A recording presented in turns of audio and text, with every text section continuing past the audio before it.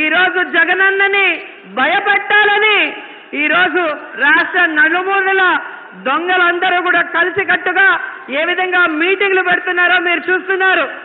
జగనన్నని భయపెట్టాలంటే మీరంతా మరో జన్మ ఎత్తాలని కూడా ఈ సందర్భంగా తెలియజేసుకుంటున్నాను. 2019లో పవన్ కళ్యాణ్ అన్నాడు, జగన్మోహన్ రెడ్డి గారు ముఖ్యమంత్రి గారు ఇదే నా శాసనం అన్నాడు.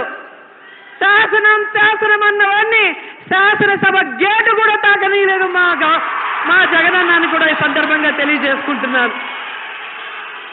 ఈరోజు పవన్ కళ్యాణ్ నువ్వు రీల్ స్టారే కానీ రియల్ స్టార్ మా జగన్మోహన్ రెడ్డి గారు కూడా జగన్మోహన్ రెడ్డి గారు అనే గర్వంగా చెప్పగలను.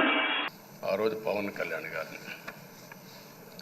కళ్యాణ్ గారిని అసెంబ్లీ గేటు కూడా తాకనీయం అని పెద్ద పెద్ద డైలాగులు చెప్పారు. 21 సీట్లలో పోటీ చేసి 21 సీట్ని గెలిపించారు.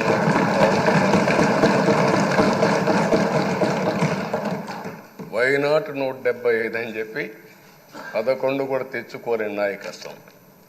అంటే ఏ విధంగా మాట్లాడారు అనేదానికి ఇది ఒక ఉదాహరణ. ఆ రోజు పవన్ కళ్యాణ్ గారు చాలాసార్లు నేను కూడా అన్నాను, బయట చాలామంది అభినందించారు. ఎక్కడ తగ్గాలో తగ్గడం, ఎక్కడ గెలవాలనో గెలవడం నేర్చిన వ్యక్తి పవన్ కళ్యాణ్ గారు. దానికి